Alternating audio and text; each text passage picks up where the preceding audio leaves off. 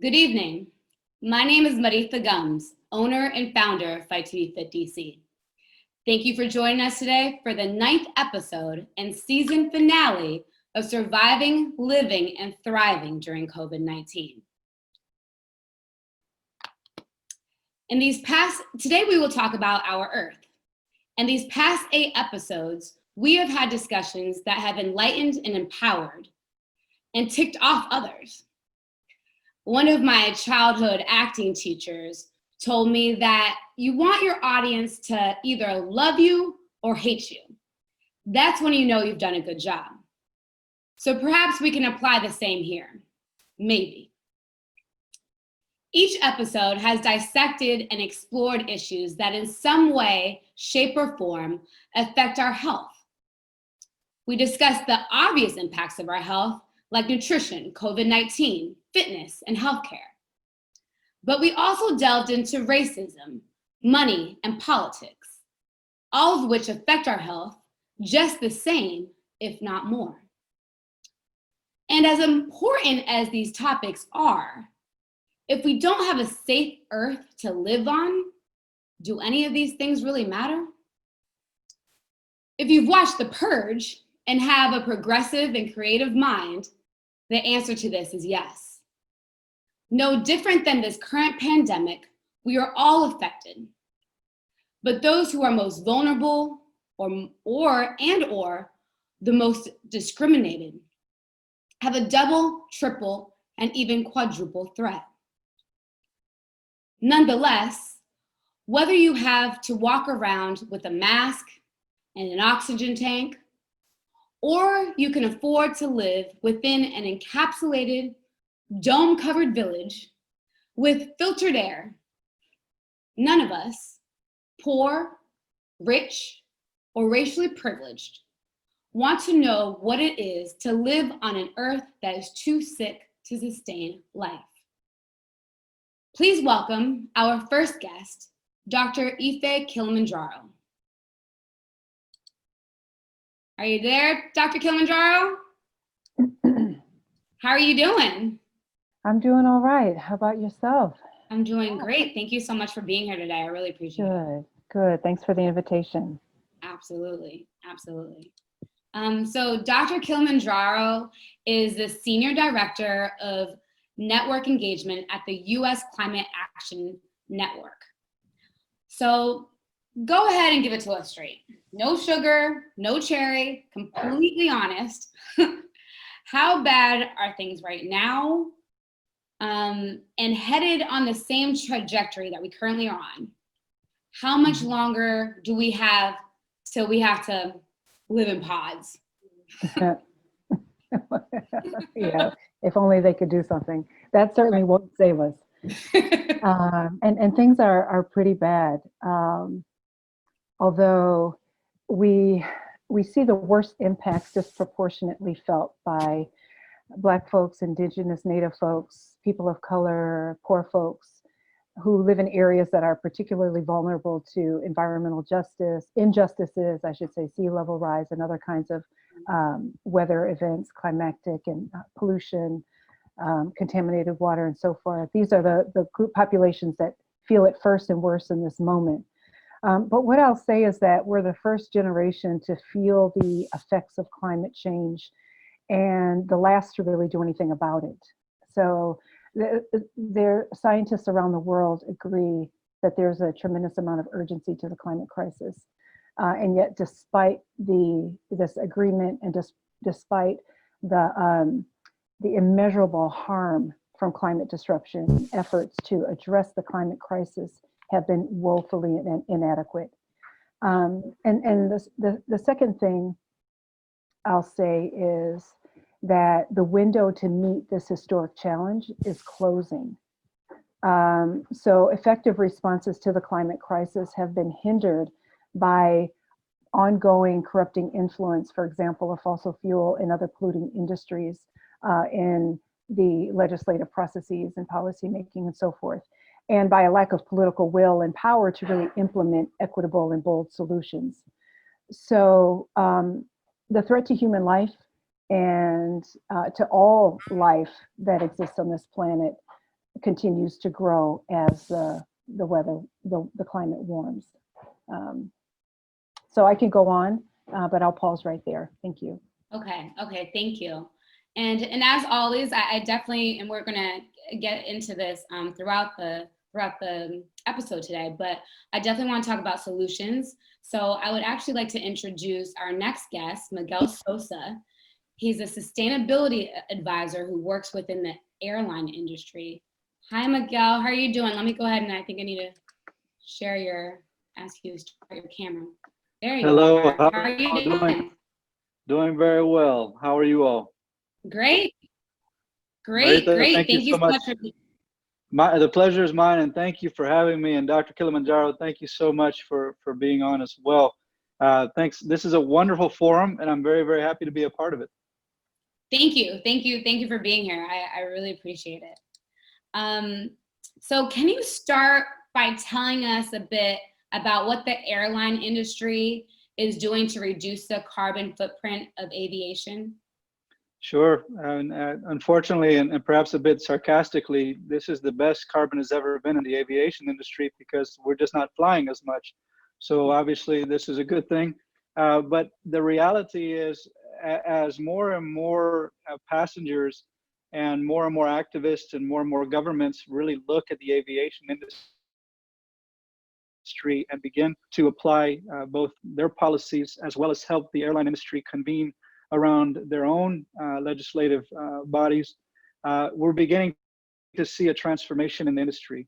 So whether it's the retiring of older, less fuel efficient aircraft and purchasing of newer, more fuel efficient aircraft, whether it's looking at individual airlines, carbon offset policies and how they're helping customers think through that purchase, as well as technology in the sense of being able to smooth the way that we take off and we land to help reduce the amount of fuel used, looking on board at materials such as what are your cups and plasticware look like. So there is a transformation afoot. Very, very happy to see that happening, recognizing that we always have more to do and we need to have bold leaders that are able to take that a step further. But where individuals do need to connect in the world and where air travel will continue to play that role, both personally and for commerce, the focus is on how do we continue to be in concert with our planet. And I'm very happy to see that that is something that is moving forward. Okay, that's great. Thank you. So when we were talking about climate change and the health of our environment, for some reason, there's a lot of controversy. And at the very least, there are a lot of cold shoulders. Many of us put in the work to make sure that we have the best doctors, pay attention to what we eat, get regular exercise. But unfortunately, this is also reflective of the downfall of humanity, meaning that we can look at what directly affects us, whatever's directly in front of us and obvious, and work to protect ourselves from anything that threatens our well-being. But if we feel detached from an issue, we're able to ignore it effortlessly. So I think people are visual and like books with pictures. So can you paint us a picture and point out some of the obvious situations around the globe that have been impacted by climate change? Something that there are numerous, but what I'll begin with is that the increasing intensity and frequency of severe weather events is something that that we're seeing more and more, and are clear examples of the impact of climate change on life. The hurricanes seasons, we've seen the storms, and scientists have indicated that storms have been getting worse. I mean, there's still always some variation and fluctuation that's natural in natural systems, but the overall the overarching understanding, observations, and analysis is that that these severe weather events are increasing in their intensity and how frequently they come, and the damage that is being brought to populations that are directly impacted as hurricanes hit the Gulf, for example, or come up the Atlantic. The toll to human health, the damage to all forms of life that live in the path of these, the flooding that results from certain hurricanes that come and just kind of hover. And as we saw last year in South Carolina or the year before last, South Carolina and Florida, saturating the earth and creating tremendous amounts of flooding. So these are examples that we can point to. The wildfires that swept through and are sweeping through right now the West Coast in California and so forth. Last year, people talked about that they'd never seen wildfires tear through the California so quickly and so and spread so massively, rapidly. And so these are a couple of examples that we're seeing, we're experiencing increasingly, and can talk about it and know. Perhaps many folks on this call or in other places know folks who are still reeling from the impacts of damage that took place from last year's storms, the year before, 10, 15 years ago. Hurricane Katrina hit 15 years ago this year, and many folks are still displaced from that storm. There's also global temperatures rising. What it may look like now, because of the different ways that it impacts people. Some folks say, well, crops are being able to be, certain crops are being able to be grown in areas that hadn't been able to grow them before. And this is a plus for farmers who can now grow, grapes in the Midwest when they had not been able to do that before. But what it means overall and in the long run is that these temperature rising, the global temperatures rising, means that the Arctic sea level or the Arctic ice is melting, permafrost is melting. It releases methane into the atmosphere, which then contributes to continued warming. It means as those Arctic, as the ice melts, sea level rise increases around the world, and you've got these major crises that island nation states are dealing with, having to look at completely moving to other land masses in order for them to be able to live, because the sea level is rising so much it threatens their very lives in those places. Miami spends millions of dollars pumping ocean water out of its water that is being used by people who live in the area for their water system. So there are people being displaced. The Houma Nation in South Louisiana are beginning to have to move and relocate. And these are folks who've been tied to that land for generations, but now no longer being able to live there because the seas are rising.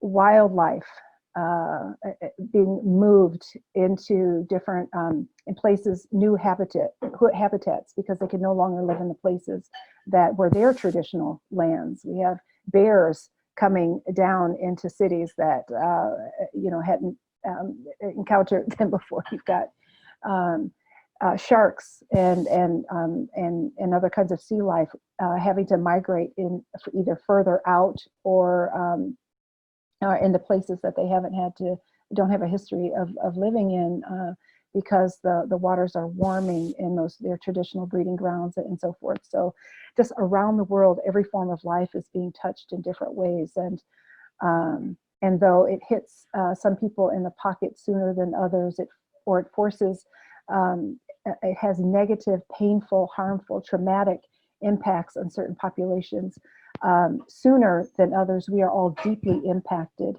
by these economic disruptions that are caused by these weather events and sea level rise, by the social disruptions and the loss of community networks and relationships because of forced migration, the loss of life the loss of economic, or the economic damage and disruptions that come, loss of jobs, property, and so forth, homes.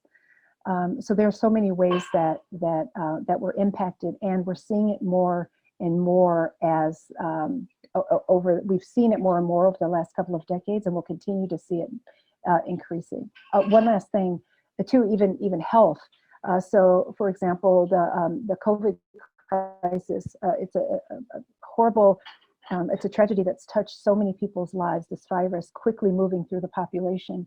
But as the connection with climate change that I'll say is that as the weathers continue to warm, as the climate continues to warm, it's predicted that we'll see more kinds of viruses and other diseases spreading that normally would not have thrived in the regular weather patterns that we have, but are being brought to life, or are kind of giving the space to live and grow and breed as temperatures are warming, as people's immune systems get compromised as a result of all of this, the weather events, creating stress and challenging, people's ability to access healthy foods and live in healthy environments and things like that. So there are so many different ways that we're all impacted, and that will and that many folks have already been impacted, and it will increase either directly by people living in places that are directly impacted by these events, or by dealing with their impacts indirectly through the economic disruptions that we're all sort of touched by, and migrations and so forth.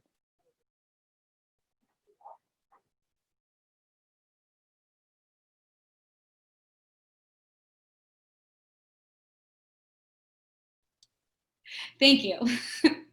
So thank you. And I think one of the things, though, that is frustrating to me about this is that there are, and I'm hoping a smaller percentage, but there are certain people who will argue, well, isn't this is just, weather changes throughout time. We have natural disasters, and these things just happen throughout time.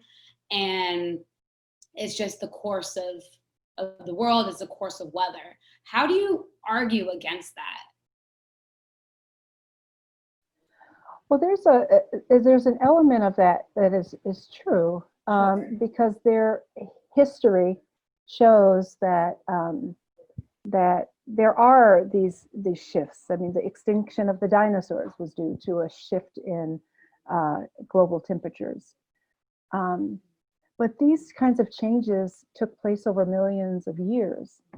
And what we're seeing in this moment, and since the Industrial Revolution, which for many has brought what I guess arguably an increased quality of life, and access to what people consider to be the now necessities of life and luxuries of life.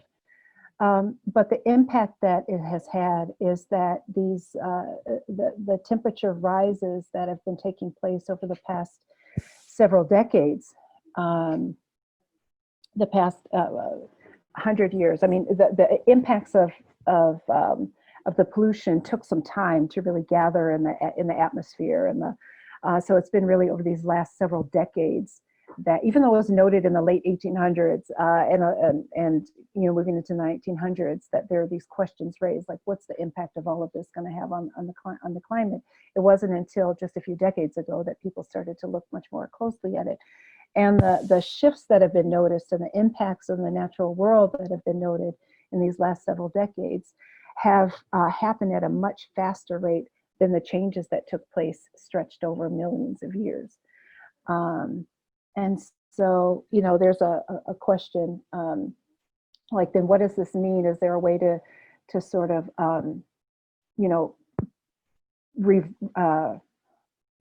reverse some of these impacts? Yeah, and it's like, even if we stopped emitting greenhouse gases today, global warming would continue to happen for at least several more decades, if not centuries. Wow.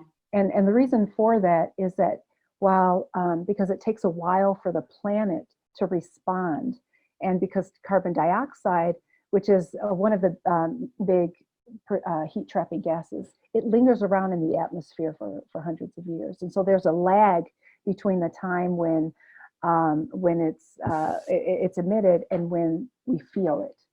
So, you know, we might not be able to, although it may not be too late, I should say, to avoid or limit some of the worst effects of climate change, it would really require just a severe, massive reduction of the flow of greenhouse gas emissions into the atmosphere.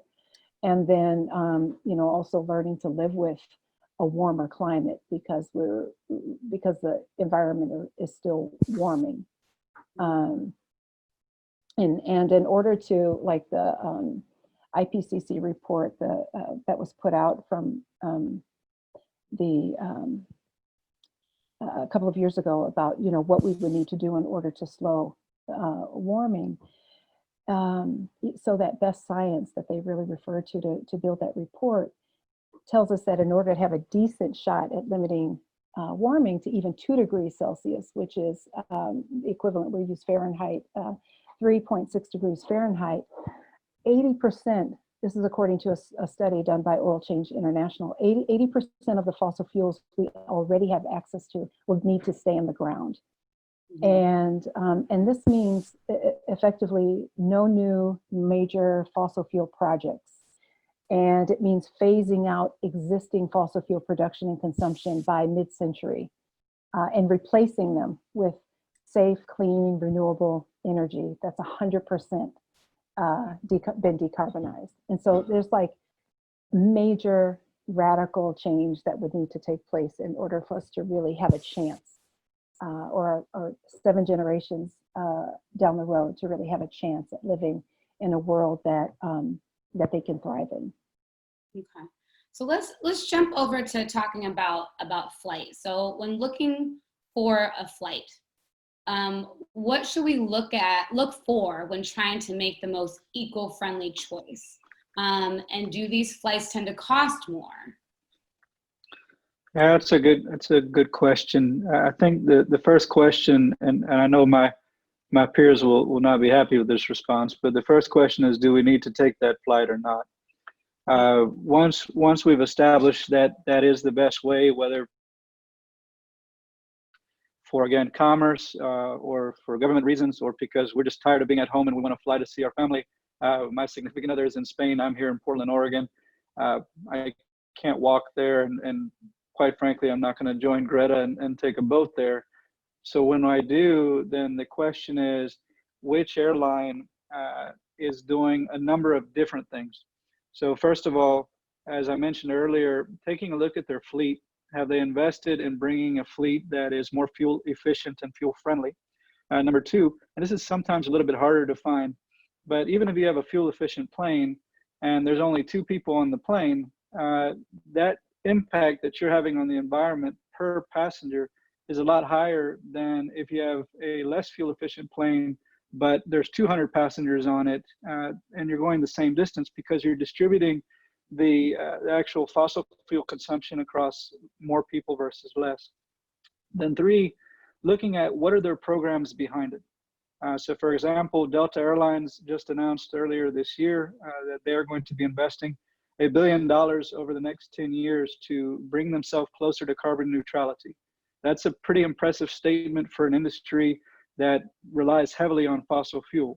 So being able to sort of put your money where your mouth is and saying, if I do want to fundamentally be an advocate for environmental travel, how can I do so? Well, go support those airlines that are doing that. I would be very cautious when you're thinking about airline choices. You mentioned, is it more expensive? Not necessarily. I don't actually think that at the moment that a premium for that has been factored into tickets. That's something that governments regulate, and so you're not seeing at the moment where a passenger is being charged an additional $1 or $2 or whatever it is. But at some point down the road, passengers will have to make that choice potentially, and the question will be, what do we want to do, and how do we create our lives?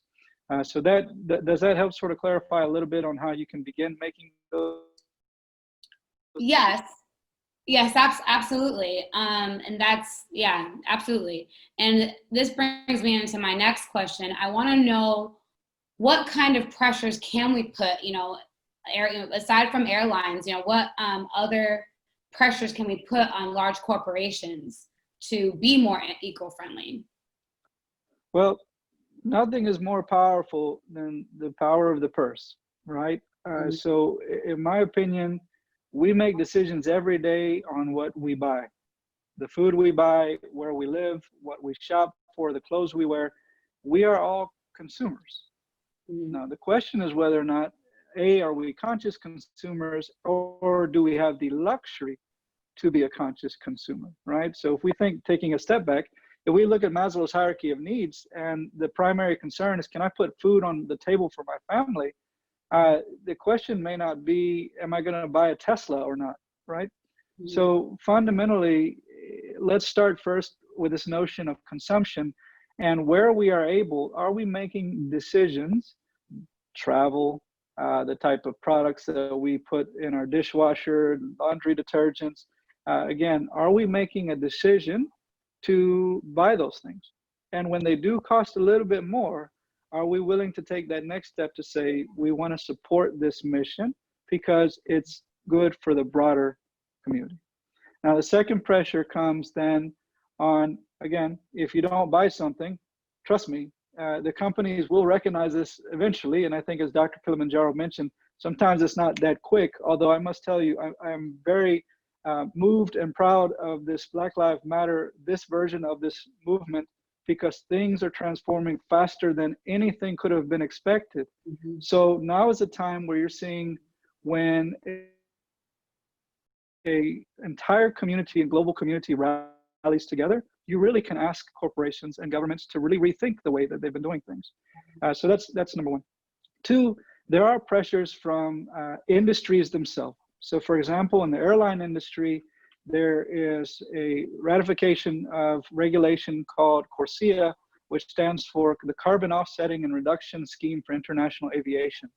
And this is a voluntary uh, sort of protocol that airlines have decided or not decided to join, to set their emissions caps at 2020 and then use that as a baseline so that we're not taking it any further.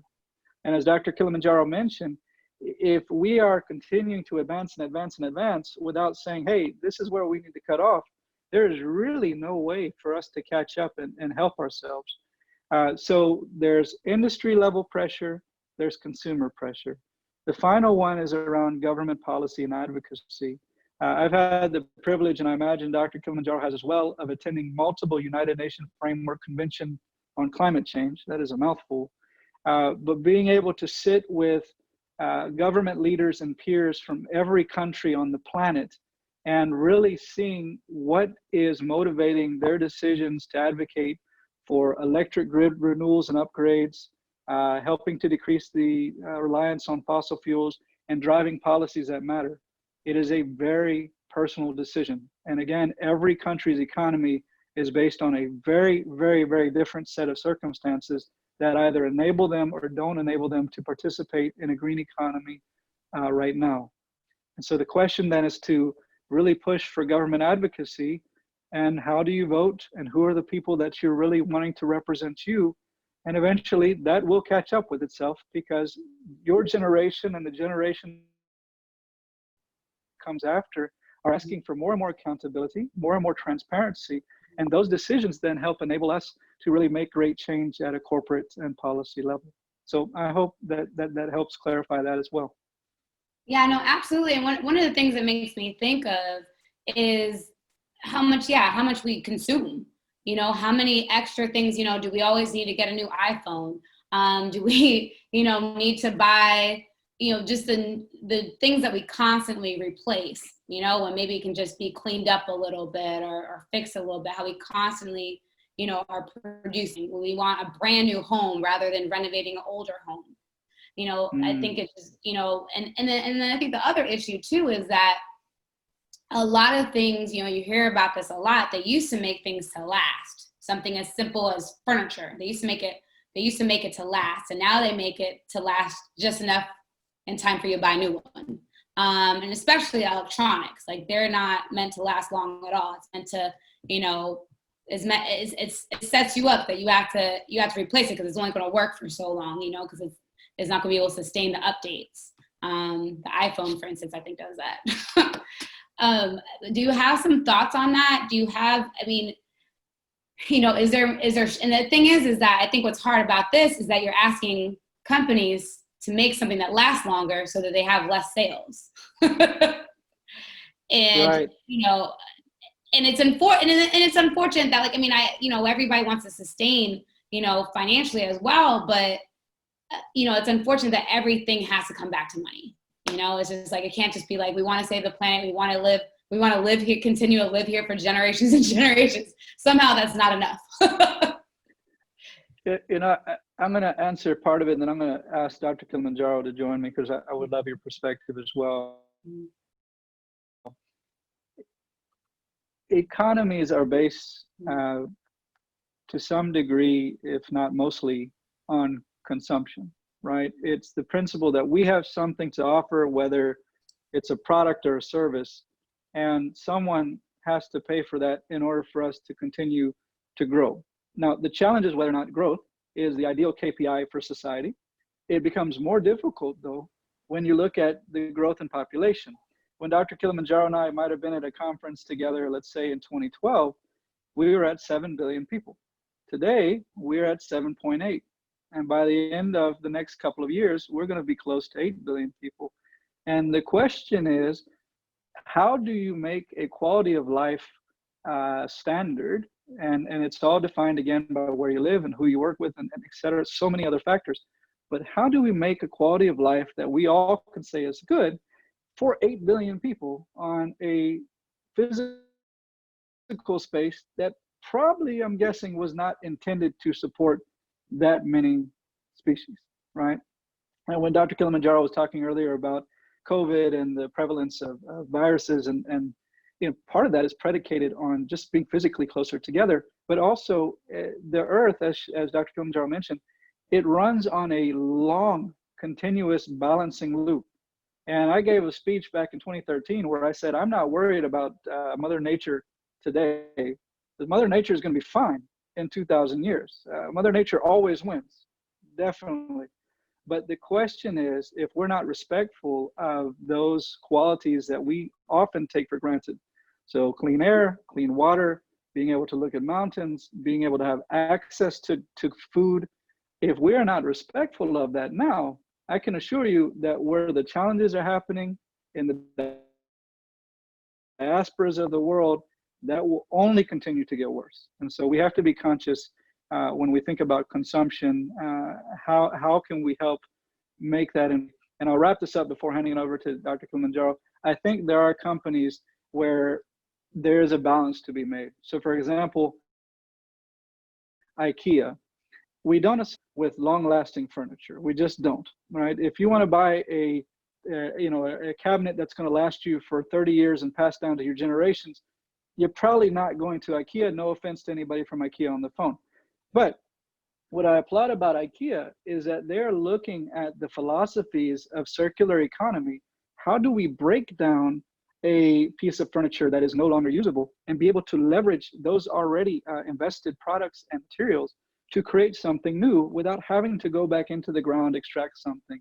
And that is a philosophy that I think is going to really continue to shift the way that we think about products. But let me pause.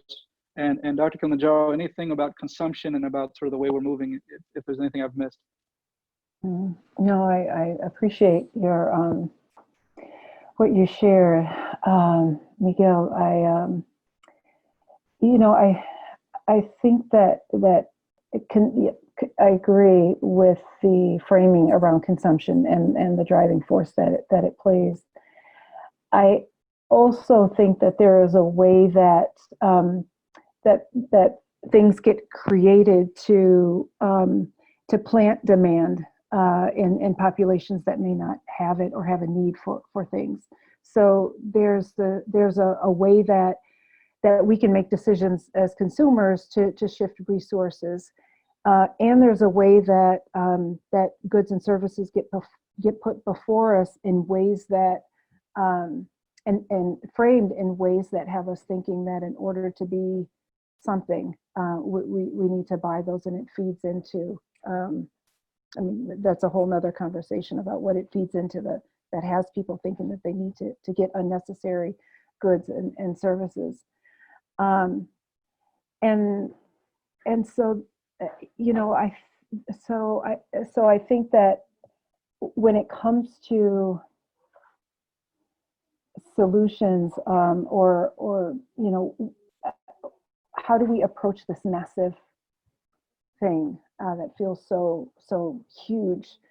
I think it's a combination of looking at the ways that we do consume and reducing. It also requires demanding and calling for the production or creation of things that we cannot get upcycled or secondhand and reuse in new ways. Demand for those to be not just consist of materials that are more sustainably harvested or compostable, or more in alignment with the earth. So reducing contamination, not just in their existence and in their use, but also in their production and in their waste. What happens to them? How do they get created? What is how intensive is the process in creating them? And then when we have these goods, these products, what then happens when we throw them away? Can they be decomposed and compostable, or do they wind up in the oceans in a sea of plastics that are harming the sea life out there? And these are huge questions. So consuming, demanding that things be done differently, shutting down and opposing through open hearings, through citing hearings, through legislative processes, and other ways, acts of protest and disruption, in order to demand that corporations or companies that are being built to add more waste to this world, more pollution in the air and in the water, that we really question, do we need them to exist, and really push back against this idea that we need more factories to produce more things that will then wind up polluting the earth, and really call that up.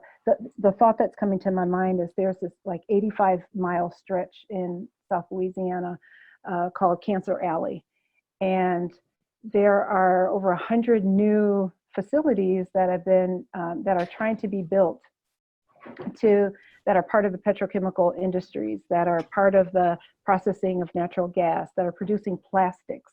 So factories that are contributing to the production of more plastics than to be put out there into the world. I think it also involves pushing back against the siting of those kinds of factories, and standing behind and with the communities who are opposing them, who are saying that we can't continue to live under conditions like this. And so supporting those folks who are also calling for change, and aligning and seeing our lives, our struggle, and the future of our children and their children as tied into, as connected with, and in solidarity with their lives, their futures of their children and their children's children. So there are several ways to reach it. I appreciate all that Miguel set up. And I think just to kind of close, as I would add to that there's also the pressure to put on corporations, the pressure to put on elected officials to really challenge the siting of new places that can contribute to the contamination and to that ultimately leads to the warming of the planet, the greenhouse gas emissions. And then the fourth piece is to continue seeding the practices and small scale solutions that linked up can really be scaled up in time. And that is the local food, sourcing food locally, upcycling goods, getting as much as possible from local economies, worker-owned cooperatives, things like that, that can really allow for resources to be put back into the community. And right now, these are not at the level that can be really scaled nationally, but but capitalism was not something that existed nationally when it first was seeded. These were small practices that people perfected over time, and then it grew as they linked up and connected their markets with one another. So, so yeah, I'll pause there, but just appreciate, the question, and then also this dialogue. Yeah, I feel like one of the issues too is just the mindset, that people have, that I need to have this, I need to have that, and like in the age of Amazon, we have everything at our fingertips, So I think it's just changing that mindset of feeling like we need so many things, whether it's for ourselves or whether it's for our kids, thinking that, they need so many things, they need their own room, they need, brand new clothes, brand new toys, all the time, or a bunch of toys, and how do we think about being more minimal in the way that we live?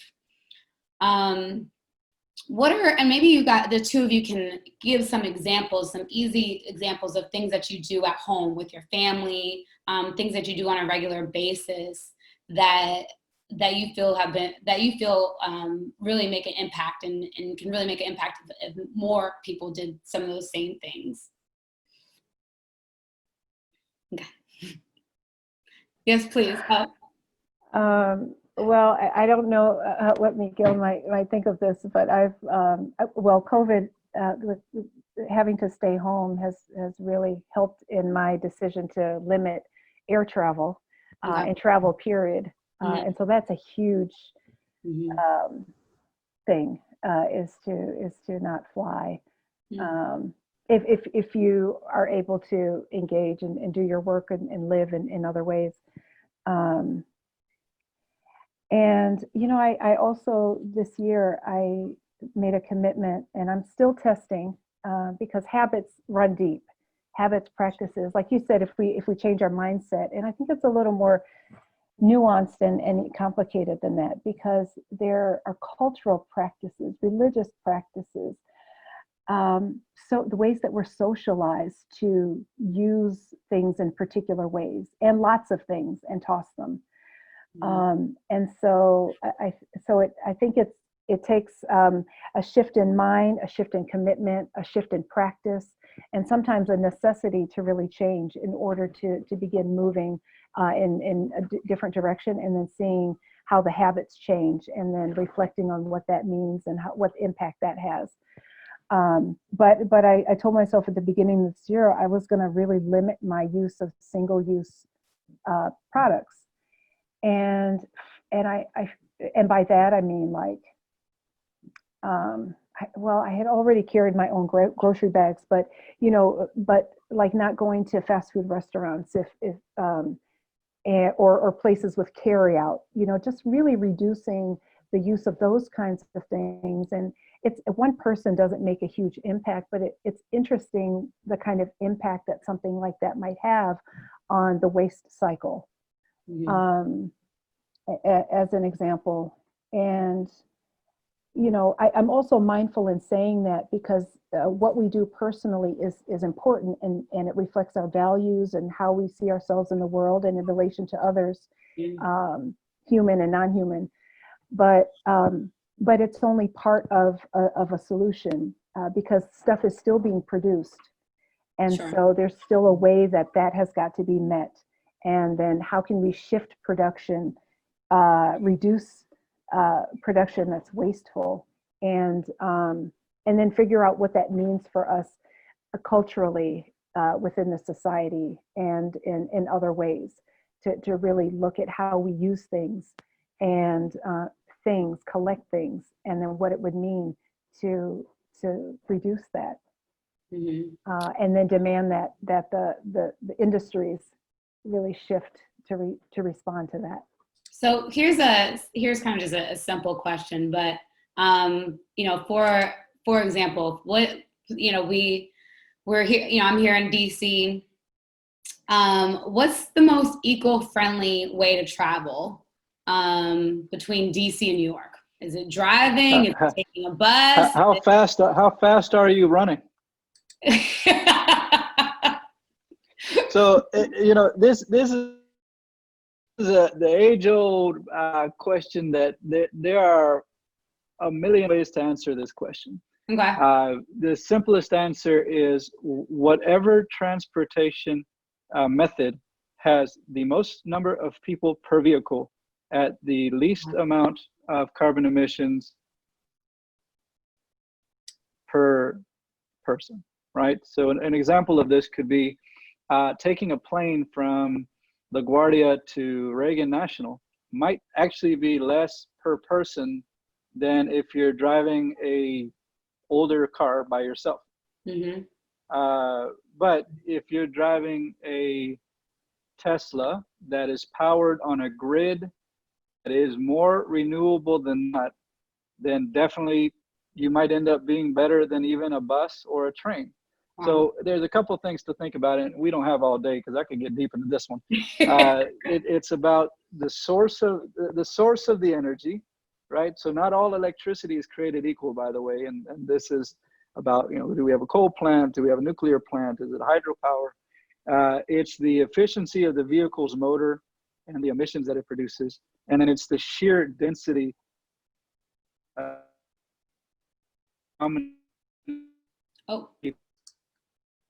People are. We lost some of your audio there, Miguel. My guess. Oh, am I back or am I not back? Oh, you're back now. You're back now. See, I was getting on my soapbox, and that's why the audio cut off. I get it. It's okay. Maybe. I'd say to summarize, if you have an electric powered train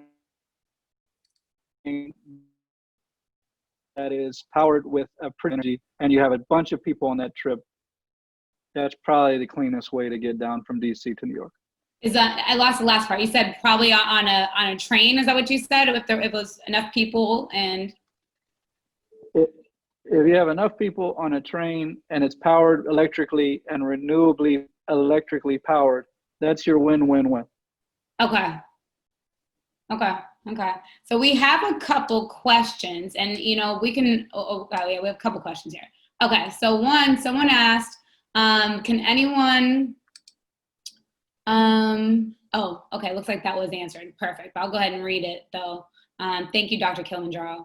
Someone was asking about sustainability of lithium. What global impact does mining lithium have? This is a great question, and one cannot speak to it directly, but mining as an industry has a huge GHG footprint between extraction, transportation, processing, and waste management. Okay. And I don't know, did you want to add anything to that, Dr. Kilimanjaro? No, it's not something I have direct knowledge of. Okay. No, not a problem. Not a problem. Okay. So the next one. I'm happy to talk about that if you want. Okay. Sure. So the question then about mining in general is, when we think about a Tesla, which at face value is a beautiful value proposition, a vehicle that is powered electrically with a battery. But the question that this individual is likely asking is, where did that battery come from? What happens to that battery when that battery is no longer functional and disposed of? Who is impacted by the harvesting of said battery lithium? So is it 4-year-old kids in mines, or is it a organization that has the right policies and procedures for health and safety? So there is a lot baked into whatever thing you buy, and the minerals that come from that battery, the things that are powering our phones and all of these little IoT devices, from our smart cameras, etc. All of that comes from typically a single source mine that is not having additional lithium added to the equation every year. So we have to be mindful that when you're making a purchase of anything, that you have to think about the entire process from cradle to cradle about how that has come to be and why you're making the decision to buy it, and does it really make sense? I love Dr. Kilimanjaro talking about reducing single-use devices, because that, to me, is probably the best way to preserve the materials that we have and limit the need to extract more. Okay. Okay. Thank you. And yeah, this kind of goes.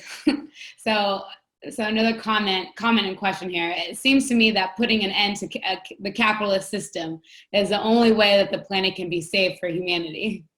How how can humanity pull this off in a world dominated by corporations like those in Louisiana's Cancer Alley that exist only to make profits? Turning corporations green is clearly not enough given the climate emergency. In other words, liberal reforms and lifestyle changes, as has been suggested, will not overturn capitalism or result in a new global economic system that mitigates the climate emergency. And, it kind of, what that makes me think of too is that, you think about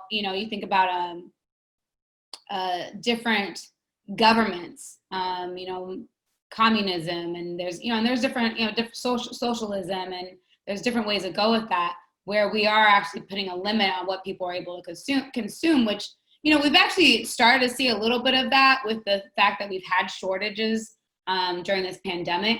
And you'll see in the grocery store, take one, just take one, or you're limited to two. We've seen some of that. And I wonder if, we'll see more of that with other products in the future, or if there'll be at some point, caps on certain corporations in terms of how much they're able to produce and sell.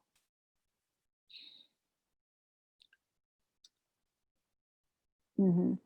This is a huge question, and I think, and this comes up a lot in like climate movement and other spaces, and I've been one to say topple capitalism, and my position hasn't fundamentally changed, but I think that there are some, but it's not just the economic system that that creates. So the economic system that we know of in our lifetimes has, yes, put us in this position where we are facing the climate crisis as we are. But it's not but doing it, but like eliminating capitalism won't solve the climate crisis alone. There's a lot to it. It's how do we as people see ourselves in relationship with nature. And if we see ourselves in a hierarchical relationship with nature, such that it is for our use and disposal and treatment or mistreatment in whatever way we want, whatever economic system gets created under those circumstances, informed by that kind of relationship, will be as polluting, as contaminating, as harmful as and as what's taken place within the capitalist economy and the Industrial Revolution, the expansion of it, and so, but then there's still the question. Well, we're here now, and so then what do we do? Mm-hmm. One of the things that I mentioned earlier is that in order to give ourselves a real fighting chance to address the climate crisis, is to like radically stop all new fossil fuel production and radically scale back what is already in process. Oh goodness, we've talked so much. Let me take a look at this. So no new fossil fuel projects is what I said earlier, and then phasing out existing fossil fuel production and consumption by the middle of the century. So something like that is huge and radical. And what might that do? What might it look like if we demanded it as in mass? The masses took to the streets and we demanded this. And if that were to take place, it can have a tremendous impact. And what would it do to the capitalist economy? It could really challenge it, stretches to its limits. It could topple it. It could also create opportunities for others to kind of fill in and offer different kinds of real or purported solutions, ways to address the climate crisis. And if we were even able to get to that point, we still would have to really look at, like, what do we wash our hair with? The shampoo comes in plastic containers. And I throw this out, it might sound so trivial and random, But when I mentioned earlier how it really gets at the core of how we live in this society and what we grew up with, we really have to also challenge and interrogate everything that we use and that may provide us comfort because of the habits and the relationships that we have with those habits. So could we make our own shampoos and soaps, or enter into exchanges with one another so that we can not rely on the plastics, on the shampoos that are created using the petrochemical industry to kind of support that by creating the containers and even some of the chemicals that are in the shampoos and the soaps themselves. So I don't mean to kind of go off on a tangent. I think, yes, challenging the system that created this mess is critical, important, and a huge part. Simultaneously, we have to really challenge and interrogate as a society what we consider to be our cultural values, the things that we hold to, how we celebrate, and what we use in those celebrations and cultural expressions, because those even have to change in order for us to not be so out of balance with the environment. Yeah, and I'm sure, and there's a couple things that this makes me think of. I know there was a grocery store in Austin that I saw a video of few years ago, and it was, the shampoos, conditioners, soaps, they had dispensers in there. So you just came with your container, or I think you could get containers there, and you refilled it that way.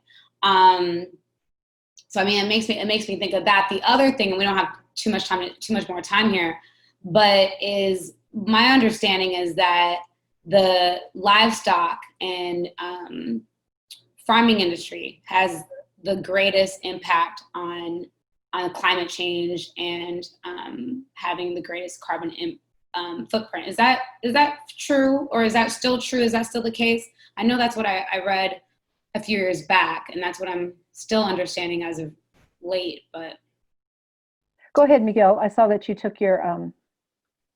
It's agriculture makes up approximately 7 to 8% of the U.S. GHG emissions.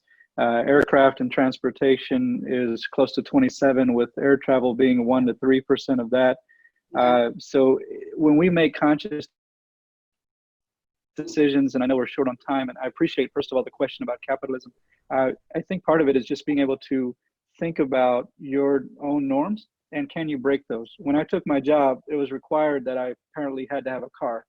I didn't understand the need for one, and I live in an area that is multimodal, so I just didn't get one. And soon enough, everyone was okay with my not having a car.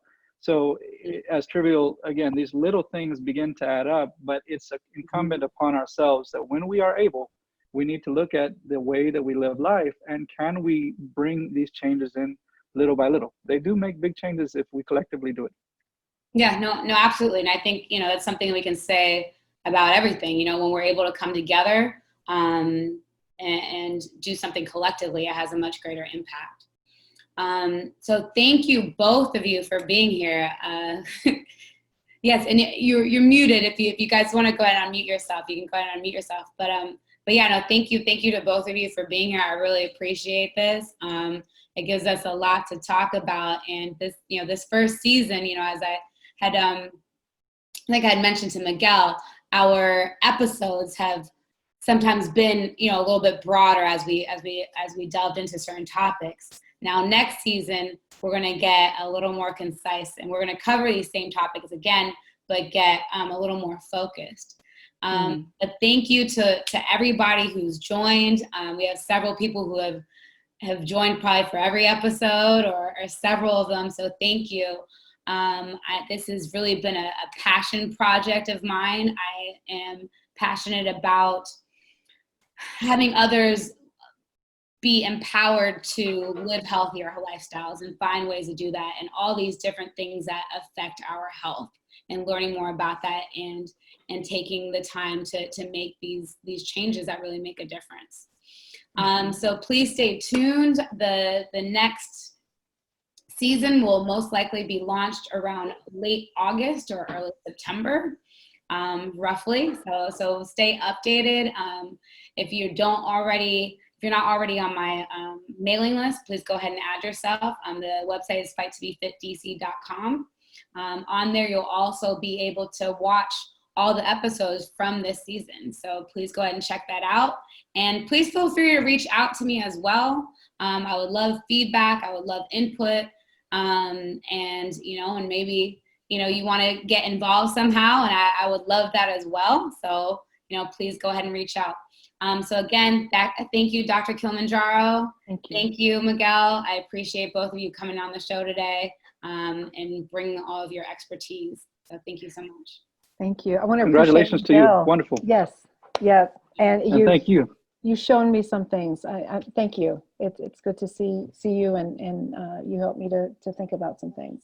Likewise, and I'm just so proud of the leadership of taking the idea to have podcasts like this to illuminate the world. That's really right. great, and honored to be a part and to learn today. Okay. Thank you. Thank you so much. I'll definitely be in touch. Have a good night. All right. Good night, everybody.